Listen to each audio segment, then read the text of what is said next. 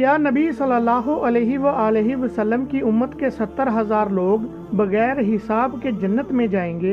आज की इस वीडियो में हम आपको इस हदीस की मुकम्मल तफसील बताएंगे। नबी करीम सल्लल्लाहु अलैहि वसल्लम ने फरमाया, मेरे सामने उम्मतें पेश की गईं। किसी नबी के साथ पूरी उम्मत गुजरी, किसी नबी के साथ चंद आदमी गुजरे, किसी नबी के साथ 10 आदमी गुजरे, किसी नबी के साथ 5 आदमी गुजरे और कोई नबी तन्हा गुजरा।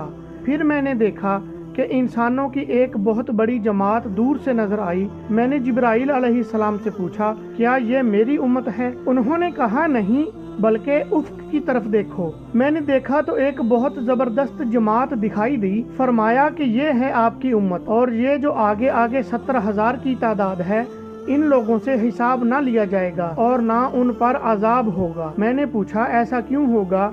उन्होंने कहा, इसकी वजह यह है कि ये लोग दाग नहीं लगवाते थे, दम जाड़ नहीं करवाते थे, शगुन नहीं लेते थे, अपने रब पर भरोसा करते थे। फिर नबी सल्लल्लाहु अलैहि वसल्लम की तरफ उकाशा बिन मोहसिन रज़ी अल्लाह तआला अन्हु उठकर बढ़े और अर्ज किया कि हजूर सल्लल्लाहु अलैहि वसल्लम दुआ फरमाएं कि अल्लाह ताला मुझे भी उन लोगों में कर दे। नबी सल्लल्लाहु अलैहि वसल्लम ने दुआ फरमाई कि ए अल्लाह, इन्हें भी उनमें से कर दे। उसके बाद एक और सहाबी खड़े हुए और अर्ज किया, मेरे लिए भी दुआ फरमाएं कि अल्लाह ताला मुझे भी उनमें से कर दे।